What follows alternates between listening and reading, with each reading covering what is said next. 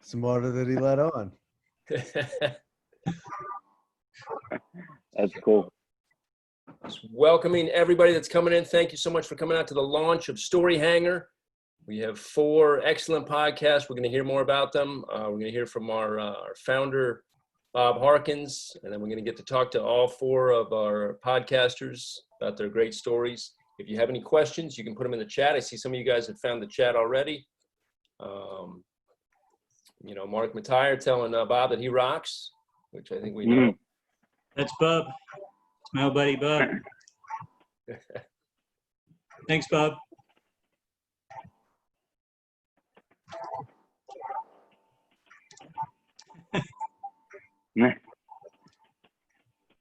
So we all have that quarantine sheen, we're all looking good because we're in quarantine for, what is it now, 4 months? I don't know. Yes. I think so. I don't know. I've got the COVID 25. So, oh, no. Yeah. It's my fault. Were you part of the bread baking fad that happened? No. Yeah, that I just learned about, and I would not be very good at that. I'm not much of a baker. It's addicting, man. I'll tell you. I fell into it for a while. Are you part of that, Michael? Well, I liked baking bread before I'll cook. I like cooking. I'm passionate about cooking. And baking like real good, French style bread to go with meals is always awesome. And then COVID happened and it was like the first week I went to bake bread for a couple friends. So I sent as like a care package or whatever. And all the flour is gone because everybody and their mom decided to take up baking. And I was so irritated. Yeah. But I'm glad people were finding constructive things to do to stay sane for sure. But, in my inconvenience, I was annoyed, but whatever, first world problems. Well, that's what I heard. I heard they ran out of supplies. So, Michael, it sounds like you're on the hook to make bread for everyone now, according to the chat. That's right. Oh, all right, George. If you send me your address, I'll bake you a loaf, man. yes. And I'm So not yeah, kidding. that's Totally we're running a contest. If you are in the room right now, then you've just won a loaf of bread from Michael. So I can't guarantee it's good, but it'll be made with love. So, all right, Bob. Let's. You want to get started and tell people why we're here tonight? Let's kick it off. Let me play this cool little promo first that my buddy TK made. This is us in 15 seconds. This is what we're about in 15 seconds. Welcome to Story. We are independent documentary podcasters, telling stories that engage, that entertain, that make a difference. We are Story Hangar. There you go. Let's turn off the screen share now. Now, Bob, is that just an audio, or was there a video element to that? There was a video element to that. Did you not see it? I did not. Did you guys see it? See, we're working out the kinks. Let's see if we can load that up. Kink of the night. It is on the website though, so anyone can go see that video on the website. Okay. But yeah, thank you everyone for coming tonight to our launch party. This is Story Hangar, and man, I can't believe we're finally here. I've been working on this for a while. I've been thinking about it even longer, and so real quick before we get going, everybody can give a wave. Let me introduce everybody. First, we have Rhes Low Jr. Rhes, his show is The Brave Dutch. You have Michael Figari. His show is Where the Treasure Lies.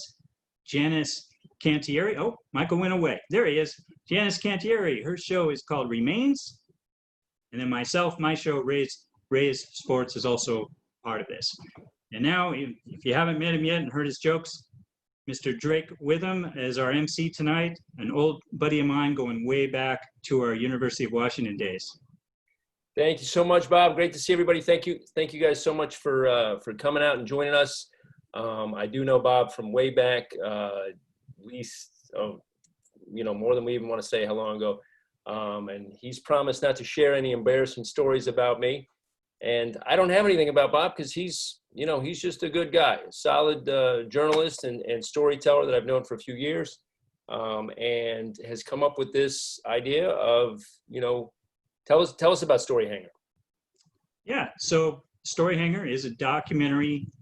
It's a network for independent documentary podcast makers. It's as simple as that.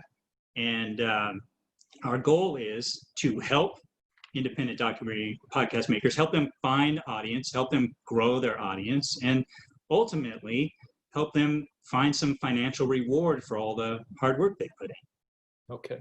And Bob, tell us why now is the time to do this? Well, everybody's doing podcasting now, right? I mean, it's kind of a joke, but it's kind of not. There's tons of money pouring into the industry right now. Spotify alone is changing the face of the game, but the issue is that most of this investment is going to celebrities, famous people, and it tends to go towards, for the most part, it's going towards talk show / interview style podcasts. And it makes a lot of sense, right? Because relatively speaking, those are easy to produce. So the problem is as it grows, it's harder to find your audience. It's harder to get exposure for your podcast. So that's why we're doing this here. We're bringing together people that make documentary podcasts. It takes a lot more work to produce just one episode, as all of you know. And so we're going to grow as a team. We're going to, take a strength in numbers approach. Maybe it's hard for one of us to grow our audience, but maybe together, by promoting each other, by helping each other, we can grow as a unit under the Story Hangar banner. Great. Okay. And so anyone that's listening here, there are, links where you can find it, but you can find any of these podcasts on Spotify, iTunes, the main places that you look. When Bob told me about this, there's a ton of podcasts out there, but I know Bob and I know his taste, and he is, culled through a lot of different podcasts, and he's trying to find stories that are compelling with new angles. And that's what Story Hangar is. First up is a podcast called The Brave Dutch. It's the work of actor, entrepreneur, and master storyteller Rhes Low Jr. And I thought we'd heard all the stories from World War II, but here's another one. And this one has a very personal connection to Rhes and his family. So let's listen to the promo for The Brave Dutch.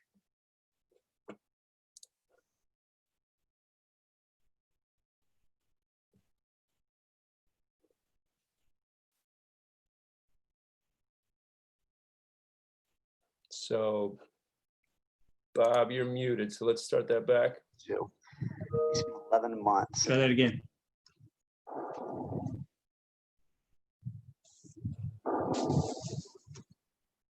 On April 29th, 1944, my grandfather was shot down over occupied Holland during World War II. He spent 11 months in hiding before he made it back to Allied territory. If not for the sacrifices of the Dutch people, none of my family would even exist. To quote my grandfather, some debts, because of size, can never be paid in full, and my indebtedness to the Dutch people is great. In Paris, France, on February 21st, 1945, after several days of debriefing, John Low Jr., my grandfather, sat down to tell a story. It was his attempt to partially repay this enormous debt. It's amazing. So Rhes, tell us a little bit about this podcast. The dings weren't mine though. I didn't put those dings in there. I think that's just people coming into the room. That's just no, I was just kidding. So this is my grandfather, like you heard, was shot down over occupied Holland during World War II and spent close to 11 months, a little bit, give or take a few days, in being passed through the Dutch underground.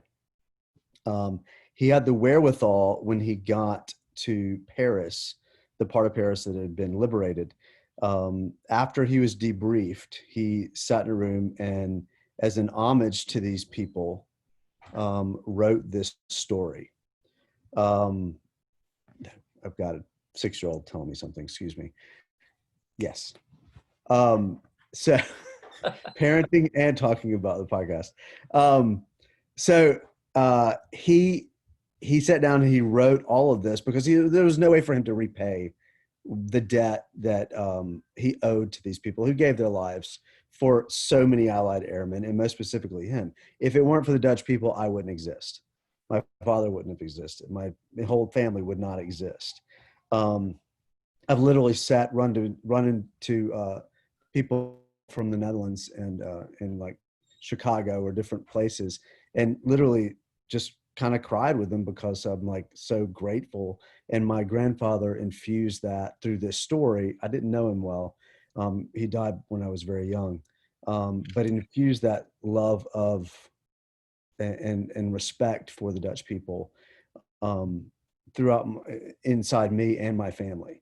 And so I take his manuscript and I tell the story in his words, by literally pretending I'm him in that room in Paris, telling the story to some buddies using his words, because that's how he wanted to tell it.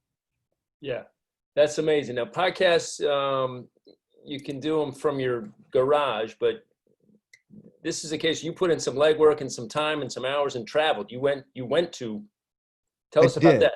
I did. In fact, so that was years ago when I was still in the entertainment industry, and I was considering, I really wanted to make a film out of this, a feature-length film.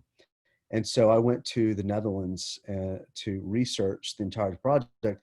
And my family, so my father, his siblings joined me.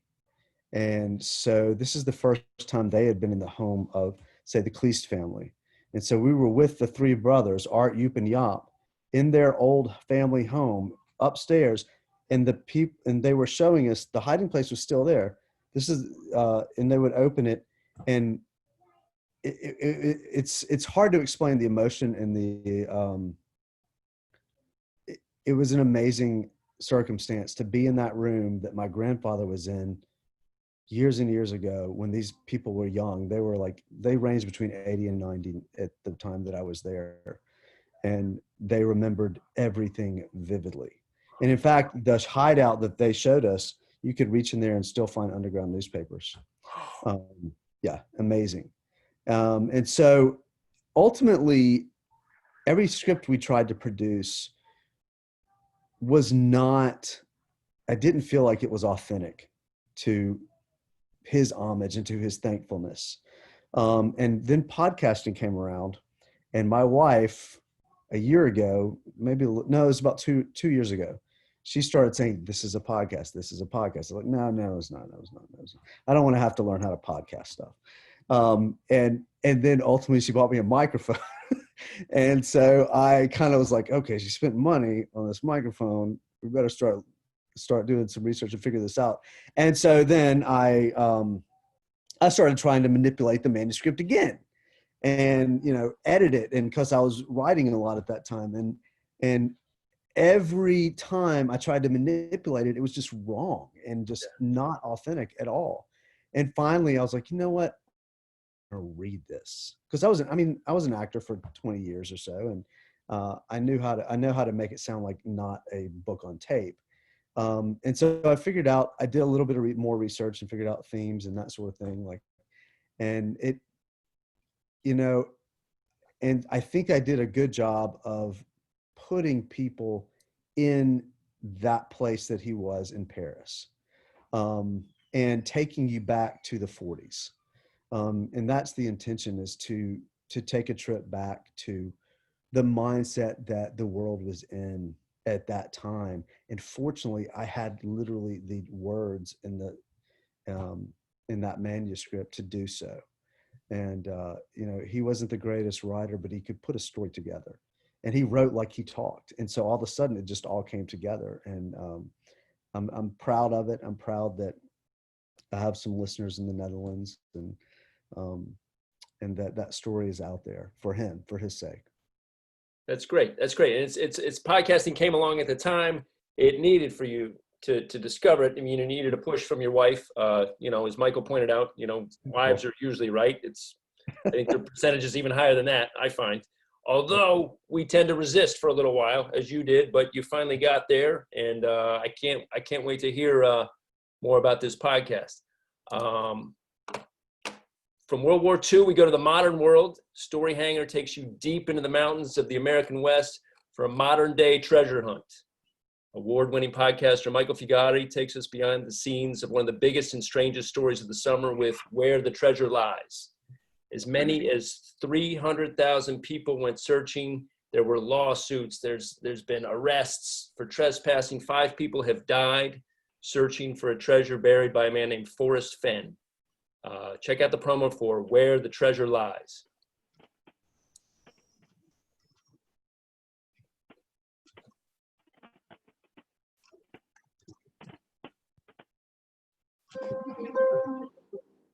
Forrest Fenn, a 90-year-old Vietnam War veteran and prosperous art dealer from Santa Fe, New Mexico, claims that he buried a treasure worth $2 million somewhere in the Rocky Mountains in 2010.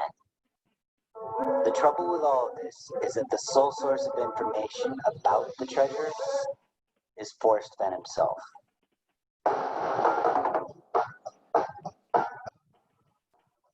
Coming up this season on the new podcast, Where the Treasure Lies, we will investigate Forrest Fenn to understand his motives and ultimately determine whether or not we can prove the existence of this fabled treasure.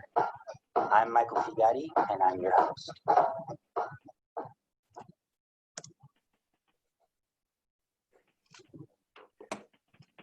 That sounds amazing.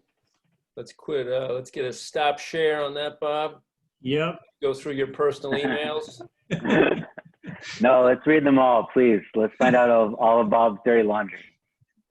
Nothing too damning in there. So, Michael, tell us about Where the Treasure Lies. Yeah, so I first heard about this art dealer, Forrest Fenn, and what he claims to be a treasure hunt from a friend of mine who I backpack with. And essentially I found out, hey, there's this guy who claims that he wrote a poem where if you follow his clues in a 6-stanza-long poem, you can find a treasure worth $2 million.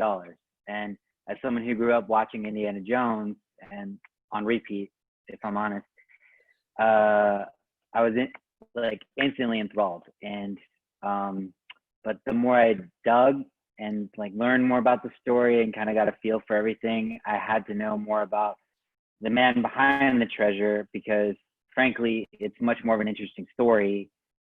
It was what causes someone to do this? Why would you write a poem and publish it in a book? And the way that it captured everybody's attention and motivated all these people who really don't go outdoors. A lot of the people who have gone searching for it aren't people who I would see on a trail when I'm backpacking. So kind of getting involved in the community and seeing everything and hearing everything about it, it just compelled me to want to originally I wanted to make a film, but found that I had a lot more freedom making a podcast.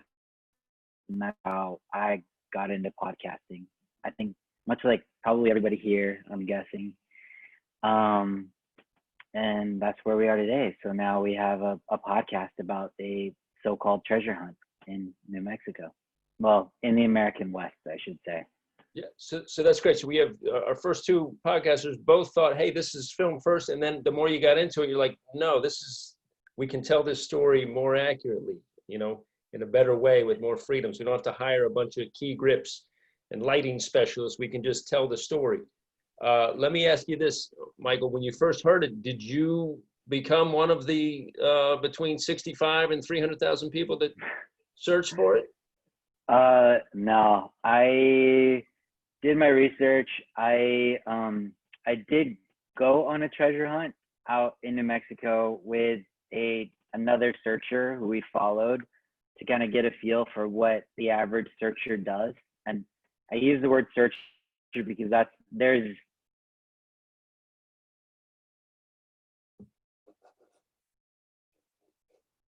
You froze a little bit there. Presence in a Facebook.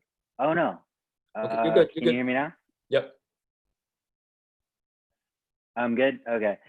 There's a really strong sub-community of people they call themselves searchers, and they actually have an annual convention every year in Santa Fe. I'm not sure if they're gonna have it well, I don't think they had it this year because of COVID, and I'm not sure they're going to have it in 2021 because the treasure has been found. But we actually went out to New Mexico and met up with the treasure hunters, and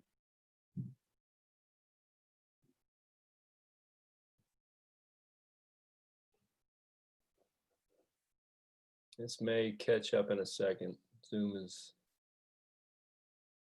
I can fill you in on a little bit until he comes back. So basically what we had, it was a 6-line poem. 1, 2.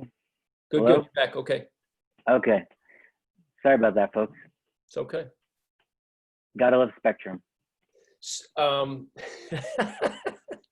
So basically people were looking for, the clues they had were this is north of Santa Fe, and there was a 6-line poem. Is that about it? And roughly $2 million. And you said, you know, found. This was in the news this summer, right? This has possibly. It wasn't. So all the information we have about the existence of the treasure and then the treasure being found comes from Forrest Fenn himself. So really the whole essence of it is, do you believe this man? And I will say in his own book, which contains the poem, I'm going to paraphrase a quote, but he basically says that he has a tendency to stretch the truth. And so he admits in his own autobiography that he's prone to embellishment. So like, for me, that was just a jumping off point to really investigate it, because I'm like, well, if this man in his own words tells me he's full of it, like it, you know, it came about, and we met him at one point, and he even was kind enough to hit on my wife at one point, and we got to know more about his person and what he's like. So you gotta love a man that, I mean, we all embellish, but you gotta love a guy that just tells you right off the bat that I'm gonna lie to you. There's gonna be some lying going on.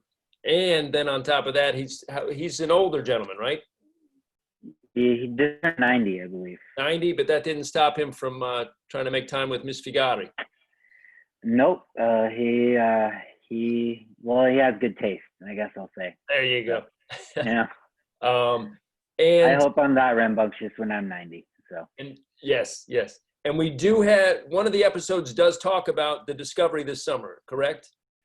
Yes, so originally we did 6 episodes, and then we had to come up with another episode after the discovery in June. So we just released that a couple weeks ago.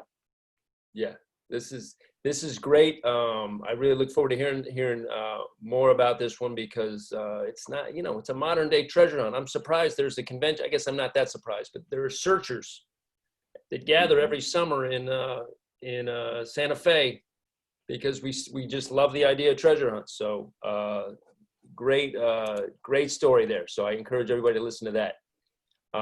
There's an adage in journalism to remove yourself from the pack. And our next podcaster, Janice Cantieri, took this to the extreme when she caught a ride on a cargo ship to Banaba Island in the Pacific Ocean. She left with an amazing story and assignment from the Bannerman people to locate a skull that had been removed. Fulbright National Geographic fellow Janice Cantieri tells this story in Remains. All right, let's see if I can share the screen. Let's see some emails, Bob. Here we go.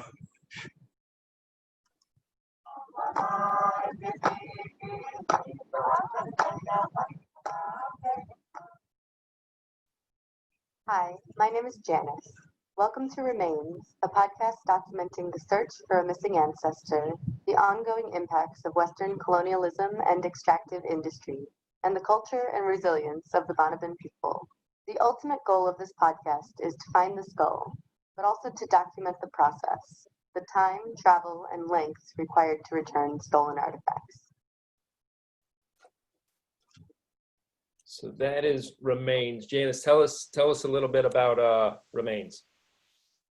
Yeah, so back in 2016, I was traveling out to Banaba Island, which is a really remote island in the Central Pacific.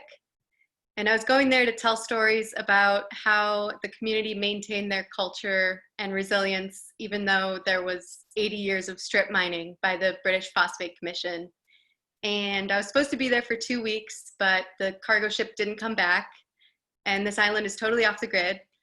And I was stuck there for about 2 months and didn't have anything better to do but really get to know everyone on the island and learn all about their history and culture. And while I was there, I was asked by the island's Council of Elders to find and return a skull that was taken from the island about 100 years ago.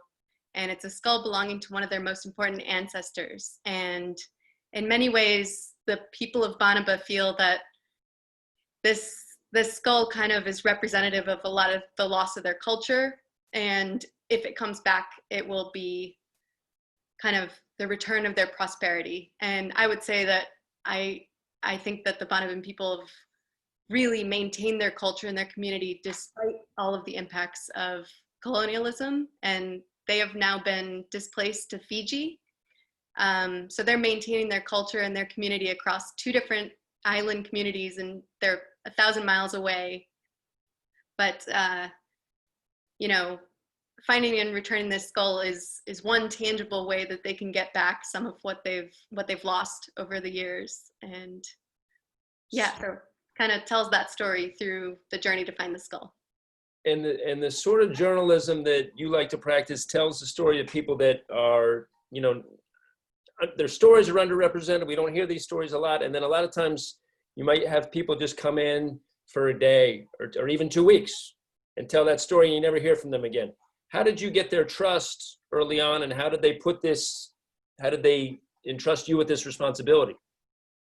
Yeah, that's a great question. So when I first landed on the island, I kind of followed the proper cultural protocol of having a meeting with the Council of Elders. So these are all of Teonumane, they're called, the elders on the island. And I kind of explained why I was there, and that I was there to share their story with the outside world. And I think just the fact that I was living with families and really had a lot of time there to get to know people, they all kind of opened up to me and really welcomed me into the community.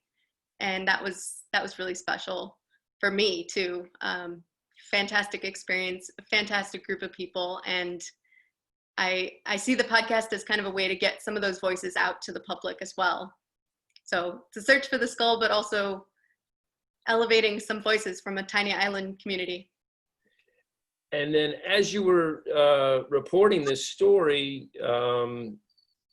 you were missing, right? I mean, tell us about that. Yeah, so I was totally off the grid for about 2 months, and I was having a great time. I was playing Scrabble with people and, you know, learning all these legends, and I was having a really good time. And I came back on the grid and had over 1,000 emails, and those were emails from people in the embassy, people in the State Department, and I had a bunch of messages from my parents who were not so happy.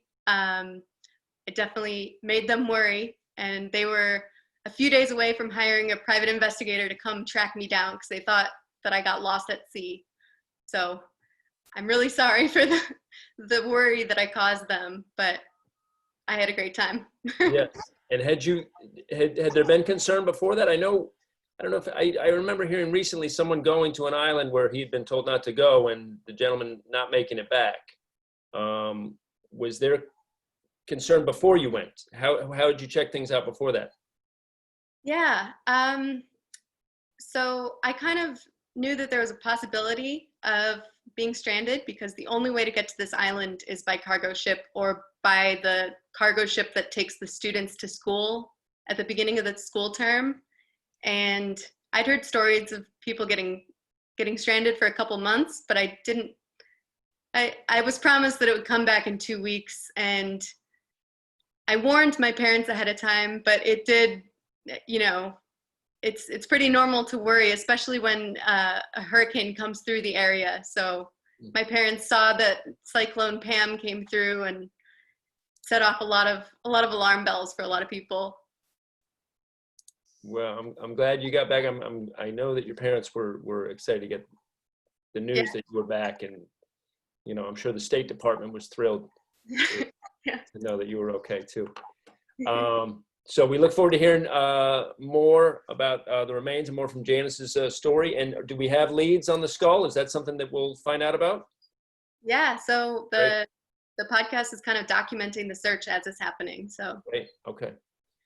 All right. So Story Hangar finds interesting angles. Bob Harkins, the founder of Story Hangar and the host of Rhes Sports, has done just that for the first 2 seasons. He finds compelling angles on stories that, maybe we've heard, but there's new angles. The first season had to do with concussions. Last year, he told the story of a baseball player who was the final pick, the 40th round. Is that right, Bob? He was like 16 from the bottom in a 40-round draft. Okay, so hundreds of people went before him, but this guy, just ground his way through the minor leagues, ended up having a successful season, and that's a great listen. This year, Bob shares a more personal story about an everyday sportsman, his father, Tim Harkins. So this is the promo for Rhes Sports.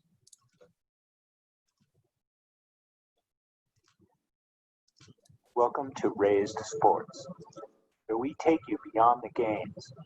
He survived a 100-foot plunge down a cliff in his SUV. I think, oh my God, my brother is hurting. He's crying for help. What are you people doing? Share personal stories. Cole's like, there's no way I'm getting drafted. They just send a quarterback. And I'm like, you never know. Like, anything could happen. When I'm my best is when I'm not thinking too much and I'm just out there to embarrass the hitter. And a swing and a miss, strike 3. Comes the fastball, pass fence it up. Explain why it all matters. Is it worth it to me? You bet.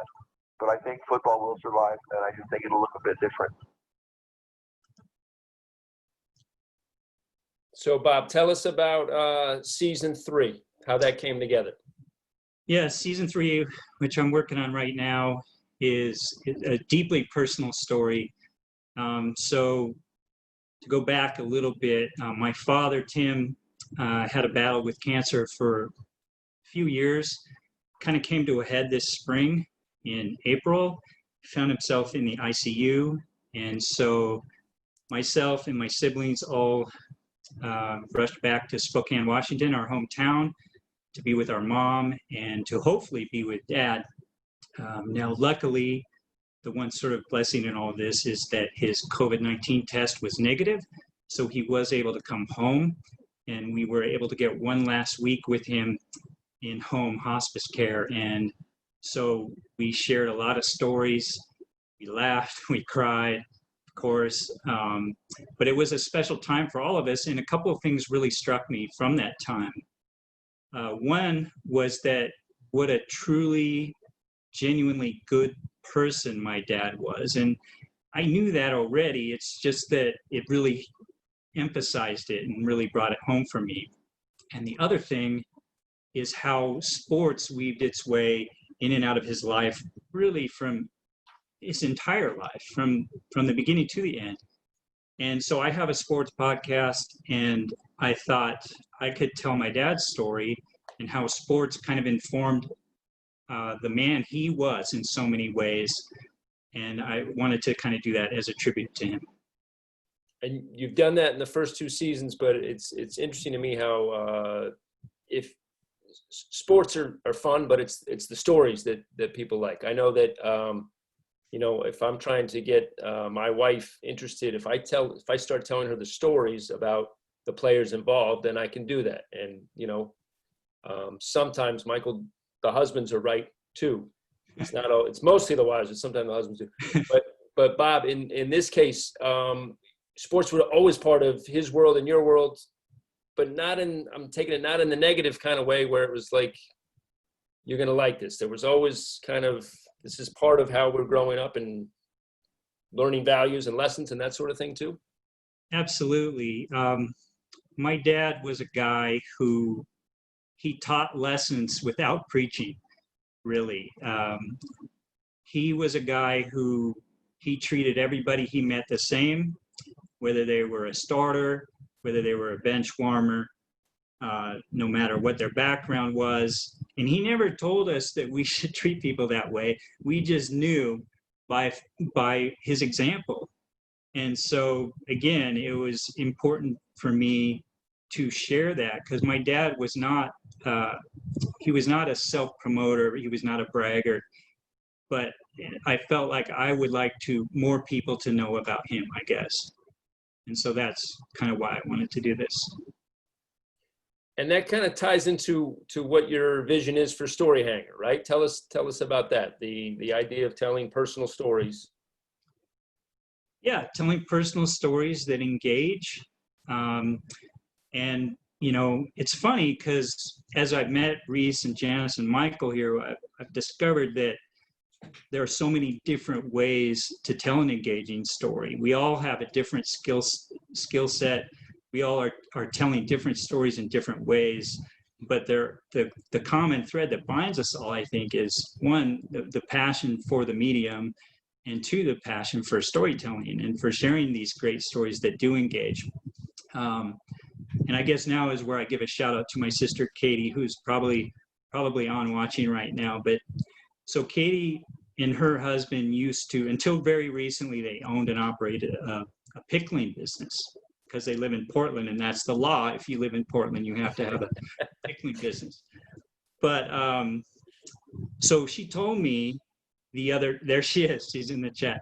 She told me the other day that she always loved getting their pickled products in gift baskets, because people get a gift basket, they open it up, they go to what they like, they know they like, and then they find other stuff that maybe they didn't know they liked. And she said, Story Hangar is kind of like that. And I got to give her props, because I agree 100%. Story Hangar absolutely is a gift basket. It's a gift basket of great audio storytelling. Great. I want to, if anyone has any questions, you can put them in here. Rhes had a great way to describe the ideal way to listen to his podcast. Can you tell us about that, Rhes? Yes. So, yeah, I had kind of a theme, unspoken theme that I created that informed my format and a lot of my production choices. And it's that I wanted people to listen to it by sitting by the fireplace, having a glass of wine. I don't have the fire going, but you know. Now that is not how people listen to podcasts. I'm very, very aware of that. I don't listen to podcasts that way, but just the idea helped inform the kind of radio show nature of the documentary. So yeah, that's my gig. That's perfect. That's why I love that. It gives you the feel of, you know, an old radio show, and that's how you should listen to it. And yes, that's the beauty of podcasts. That's why they've gotten so popular in the last decade, is because you can be doing anything. You can be gardening or running on the treadmill, or, you know, Rhes, you can be, you know, scolding your children. By the way, remarkable job, just with a simple yes, got the kid out of there. I don't know how I would listen to you doing a podcast just about how to get that is what I get in trouble for, Drake, is saying yes too many times. Right. Yes, you can have more ice cream, and then right. Let's see. Do we have where can people, Bob, tell us about where people can check things out, where we can find them? Yeah, well, I think all the podcasts are on the big ones, Apple Podcasts and Spotify, and you can find us on the various other apps as well.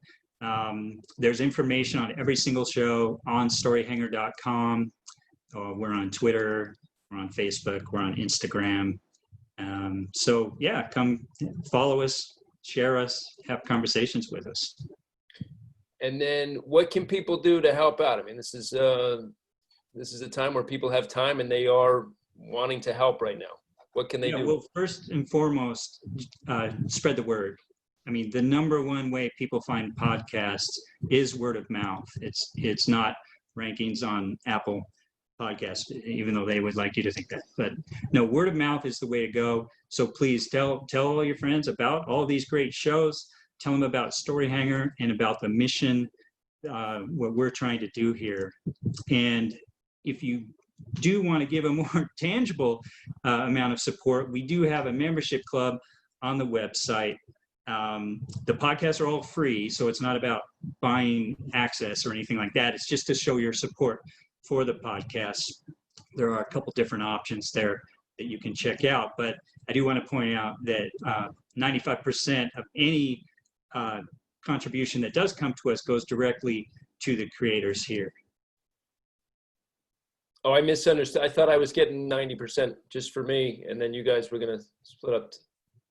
No, I got it. You're doing that's well. great. So that's also that's a great way for you guys to, you know, get the word out. You're sharing all this together, and I think most of the attendees we have are people that are, you know the people here. So at the very least, if you can post and share, get it on your social media, Instagram, Facebook, Twitter, get it out there, let people know about this.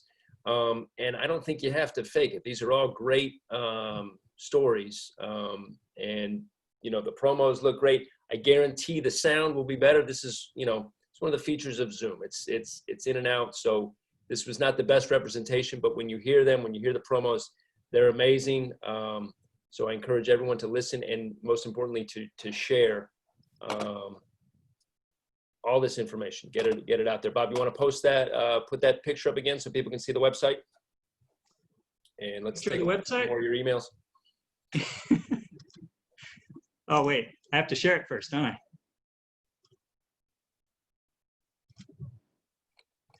There we go. Storyhanger.com.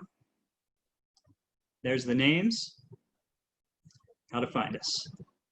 I love the name, Bob. How did you come up with that name? Story Hanger? Yeah. Interesting story. I thought maybe it's interesting. It's interesting to me anyway. I thought long and hard about this story, and what happened was I was in the closet, which is where I record, and I was looking around, and what's in the closet? Hangers. So I actually applied it to the other kind of hanger, the kind where you hang out with your friends and share stories. So that's the genesis of it. That's great, but it's a gathering place, but it's also like, hey, I want more. I'm going to reach in and grab more, and so that's great. I'm saying, I mean, with all honesty, the promos for these are phenomenal. They're great stories. You did a great job of putting these four together, and I look forward to listening to all of them. So again, if everyone would just you know, give them a listen, make sure, you know, you don't have to take my word for it. Make sure to go listen and then post them and get the word out so that you know, you can say you were in there early on Story Hanger and get your T-shirt. Say I was one of the first ones. We are going to have shirts, by the way. I have my crack artists working on the designs right now. They're coming. Yeah, we definitely want some T-shirts. You got 6 people in the family, Bob. Come on. We'll give Drake a free one. And you guys. Yeah, I definitely want a T-shirt too, please. So let's see. Oh, here's a question. This is from George. What was the it's for anybody, and what was the toughest hurdle you faced producing the podcast? Let's give that one to Janice. That's what yeah. Yeah, seriously.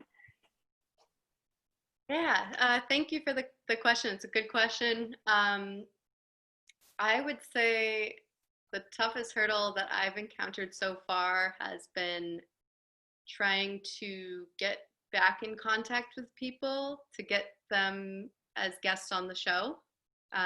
This island is completely off the grid, so I kind of am working with some of the original reporting I did. I hadn't planned on doing a podcast when I was there, but I obviously was doing a bunch of interviews, and I normally do print reporting, so I have everything, and I worked with that for the first few episodes.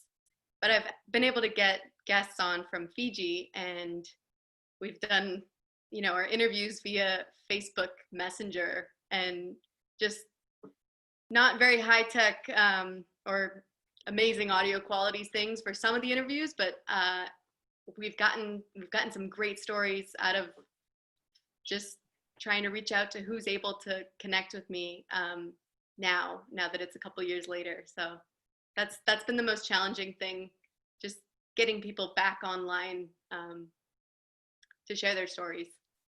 That's great. And I think there's an understanding when people listen to a podcast, just a different kind of sound. It's almost to have that grainy or not perfect sound. It shows that, you know, it's legit. This is real. Was it kind of fortuitous? You said that people had to be relocated to Fiji, and I'm imagining there's not a big, you know, phone network on Banaba, right?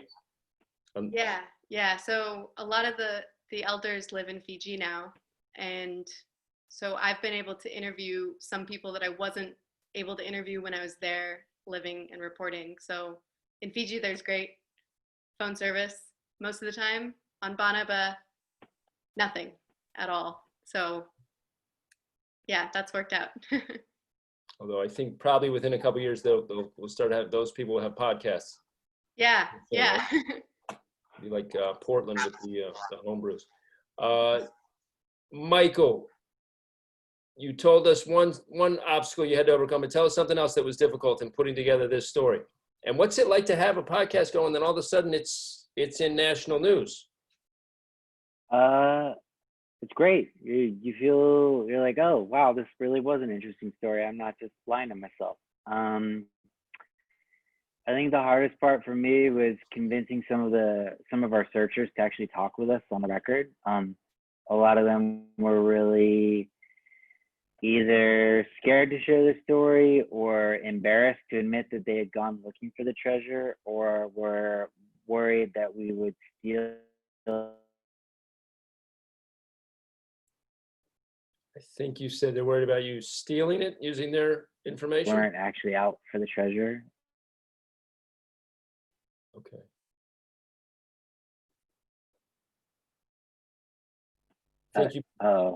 Think you broke up a little bit again there, but it sounded like you were saying that people were worried that you might be using their information to go steal their treasure.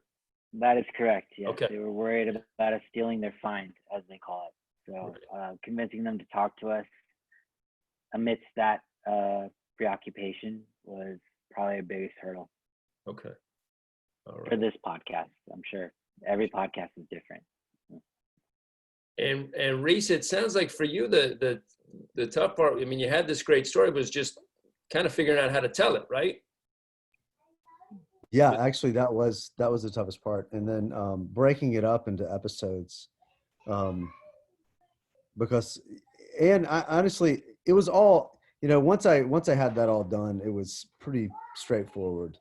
Now I will say this, there was only one episode that I actually spent a lot of time cleaning and editing, piecing stuff together, because typically I wanted it to play out in one long take.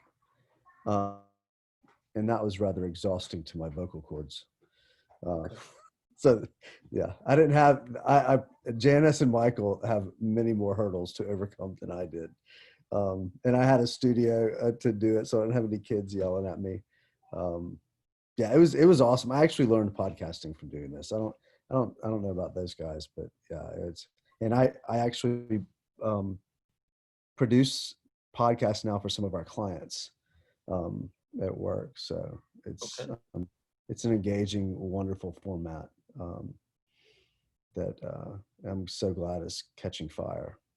It is. It's great, and it's great to be able to find things that you can share. I know, Bob. I love your use of broadcasts of minor league games. It really changes up the momentum and brings things to life in your second season. Do you have recordings with your dad that you're gonna share with us, or is it more talking to friends? How are you gonna tell this story? Yeah, I have some sound of my dad. Actually, one of my sisters sent me audio of myself and Dad when I was 3 years old, and him kind of encouraging me, reading a book. I think I had memorized it, but and we have, we have audio from more recently as well. So trying to figure out how that all is going to work. But I have talked to a lot of people about Dad, his closest brother, a number of his high school friends talking about my dad's crazy high school days, which was fun, and all of my siblings as well. So I'll have a lot. Great, great. There's a question here. If you guys have plans to repurpose this content into books or films, I know at least two of you were, well, all three of you, because Janice, you were doing print reporting. So whether that was going to be a book or for a magazine, Michael and Rhes, both with a film background. Now that you've have this in place, are you thinking of shifting to another, repurposing?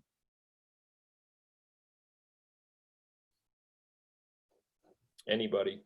Right now, we're just working on another season of the podcast about a different story. Okay. But similar theme. So that's kind of where most of our creative energy is right now. Great. I think that's what Bob wants to hear too, and just keep bringing in more content to grow this. Bob, there's a question about whether you plan to follow up on Cole Uvala, the pitcher that you talked about in season 2. Maybe, I guess is the answer there. With the COVID has really greatly impacted the sports world, as everybody knows. And in fact, there has been no minor league season this year. So Cole, he was probably going to start at AA this year with a shot, if he had a good year, to maybe get called up to the majors by September when the roster's expanded. But that's completely lost. And big challenge for him is that he's 26 already, and he turns 27 in January. So he completely lost his age 26 season, which is a huge blow for a minor league baseball player. So we'll see what happens there. He also is a poker player, and he's pretty good at it. So maybe he'll just go make millions in Vegas. I guess we'll see. So he'll be okay. I wonder if he's doing the World Series now. And then do you plan on expanding? Michael talked about working on a second season, or maybe a second podcast with a similar theme. Do you plan on expanding and trying to bring in more podcasts? Yeah, sure. I mean, it fits into the strength in numbers, right? That strategy. The more of us there are supporting each other, the more we can grow. So I am always on the lookout for other podcast producers. If you are out there, if you are making a podcast, if you're thinking about making a podcast, you like our mission, and you like the style that we are telling these stories in, then contact me. Go to storyhanger.com. There's a contact form there, and send me a note, and I'll get back to you. Great. All right, so storyhanger.com. where you can check it out. You can get any of these podcasts. Let's put that promo up one more time, Bob. Oh, and make me share my screen again. Just share with people. And thank you guys so much for giving us an hour of your time here. And check Thank you, everybody. Out. Thank you, Rhes and Michael and Janice. These are all great stories, and I encourage everyone here to check them out and to share them. Thanks, Drake, and thank you, everybody. I'm really honored that you've joined me on this. Thank you, guys. Thank you, Bob, and thank you, everybody, for tuning in. Thank you so much. And Drake, thank you. Yes. Yeah, thank you, Drake. Thank you for hosting, Drake. T-shirt coming your way. Jake, send me your address. I'll bake you some bread, too. Perfect. Yeah, we'll get all those sent out. All right. All right, so.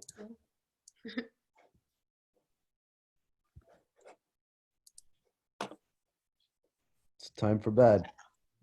Yeah, it's late. It's late over there, huh? I don't know about you, Rhes, but it's time for another glass of wine. That's exactly right. Number drinks. I'm not going to sleep yet. There you go.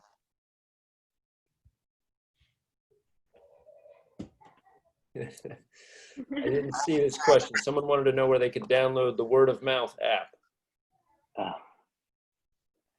Wise guy, eh? That was not me. Do we have any app developers here?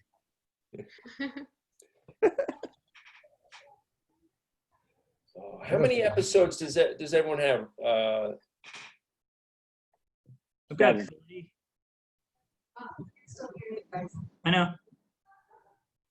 I've got 13. 13? I have five completed right now, and I have like 5 in production, I guess, editing. Okay.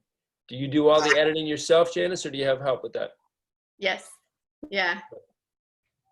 So I'm behind, but there are more episodes coming out soon.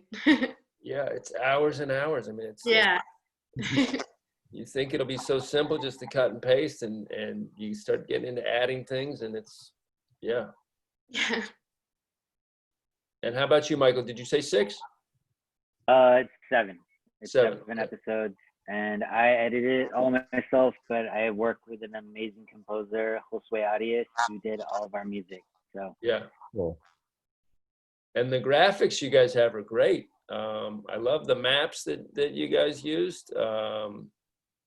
Did you have an artist help you with that picture, Michael? my wife's a graphic artist, so she did it all. That's cool. She'd get mad if I tried to do it myself or asked anyone else to do it. So Right. I find that like it's a little detail, but when you're scrolling through podcasts, if it pops out, you're much more likely to click on it. And I think all of you have nailed that. That's a huge deal. thank you. Cover. I do like the snow-covered camp in the Story Hangar. There's our little hangout down there.